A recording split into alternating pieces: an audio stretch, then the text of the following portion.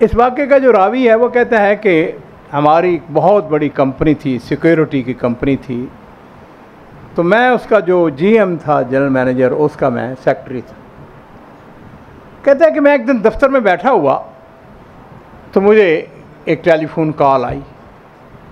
एक बूढ़ी खातून वो मुझसे मुखातब थी और उसने मुझे कहा कि बेटे, मेरा बेटा आपकी कंपनी में मुलाज़म था, उसको नौकरी से बर्खास्त कर दिया, निकाल दिया गया है, और मैं तुमसे ये दरख्वास्त करती हूँ कि तुम उसको दोबारा नौकरी पर रख लो।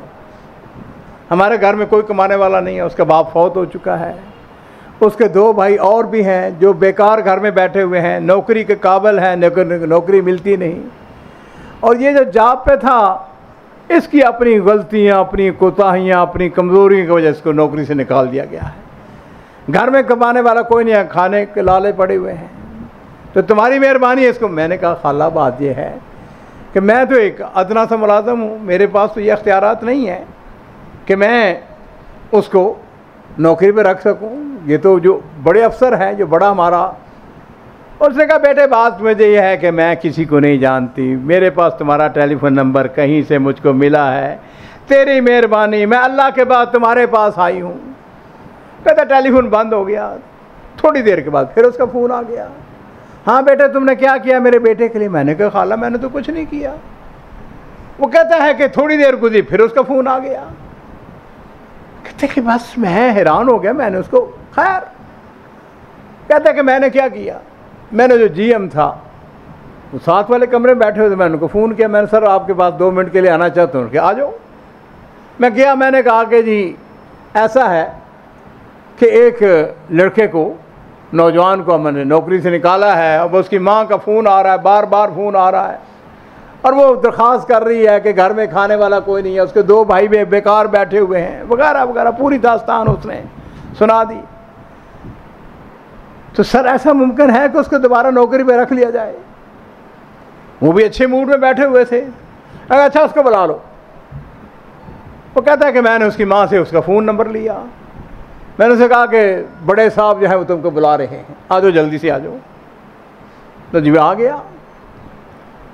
कहता है कि थोड़ी देर के बाद हम जीएम साहब के पास चले गए। कहते हैं जब मैं अंदर दाखिल हुआ तो मैंने उस नौजवान को देखा जो नौकरी से जिसको निकाला गया था, उसकी निगाहें नीची, एक लफ्ज़ नहीं बोला उसने।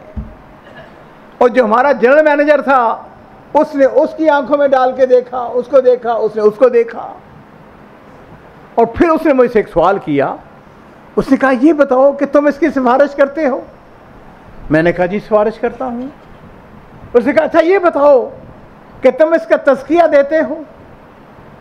मैंने कहा जी इसकी माँ जो है बार बार फ़ोन कर रही है, तो अगर इसकी माँ बार बार फ़ोन कर रही है इसका मतलब ये है कि इसकी माँ इससे राज़ी है, इसकी माँ खुश है, तभी तो इसके लिए फ़ोन कर रही है। कहते अच्छा चलो अगर तुम सिफारिश करते हो तो चलो फिर ऐसा है, लाओ इसके पेपर किधर है?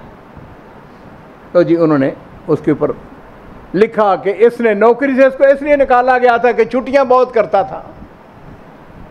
उसने अपने मार्क्स जो लिखे उसके ऊपर, वो उन्होंने लिखा, अपने इंतज़ामिया को लिखा कि इसकी जो छुट्टियां हैं इनको एनुअल लीव्स के अंदर जो है वो कन्वर्ट कर दिया जाए, वो उसको छुट्टियां इदारे की तरफ से एक गिफ्ट समझें और इसको दोबारा नौकरी पर रख लें। और साथ ही उन्होंने कहा कि वे जो इसके 2 भाई बैठे हुए हैं उनको भी ले आओ, उनको भी नौकरी जो है वो दे देते हैं। कहते हैं कि जिस वक्त हम बाहर निकले तो मैंने उससे कहा, मैंने कहा तूने एक लफ्ज़ भी नहीं बोला, तुम तो नीचे ही बैठे। उसने कहा सुनो बात, मेरा जी चाहता था कि ज़मीन फट जाए और मैं उसके अंदर दाखिल हो जाऊं। मैंने क्या हुआ, क्या क्यों, कैसी क्या बात है? अरे जो बात अगली सुनने वाली है। कहने लगा बात यह है कि कुछ अरसा पहले की बात है, ये हमारा जो बिग बॉस है ये इदारे की रात का वक्त था, इदारे की इंस्पेक्शन के लिए आया हुआ था। और मैं अपनी ड्यूटी ख़त्म करके घर जा रहा था और मेरी हालत ये थी कि मैंने शराब पी हुई थी, मैं टुन था, मुझसे अच्छी तरीके से चला भी नहीं जा रहा था। ये हमारा जो बिग बॉस है, इसको नहीं पता मैं कौन हूं। इसने मुझको जब देखा, इसने अपनी गाड़ी रोक ली, और ये अलखबर का वाकया है। कहता है कि उसने गाड़ी रोक के मेरा बाजू पकड़ा और मुझको गाड़ी में अंदर बैठा लिया। मुझसे पूछा कहाँ जाना तुमने, कहाँ तुम्हारा घर? मैंने उसी जिस तरह मखमूर होता है आदमी, मैंने कहा फलां मेरा घर है। कहता थोड़ी देर के बाद बकाला आया, उसने अपनी गाड़ी को बकाले पे रोका, उसने मेरे लिए पानी ख़रीदा, मेरे लिए जूस ख़रीदे, और फिर उसके बाद पूछा हाँ फलां महल्ले में किस जगह तुम्हारा घर है? मैंने कहा फलां जगह फलां। उसने कहा हाँ वो जो फलां होटल है, रेस्टोरेंट है, उसके साथ। मैंने कहा वहाँ जो बिल्डिंग है उसमें मैं रहता हूँ। लो जी, वहाँ पर पहुँच गए। उसने गाड़ी पार की, मेरा बाजू पकड़ा, मुझको नीचे उतारा, और मेरा घर जो था वो फर्स्ट या सेकंड फ्लोर पर था। तो बहरहाल वो कहता है कि मैंने जब सीढ़ियाँ चढ़ने लगे तो इस शख्स ने अपनी जेब में हाथ डाला और 1000 रियाल निकाला और मेरे सुपुर्द किया, और फिर उसके बाद ये मेरे साथ ऊपर चढ़ा।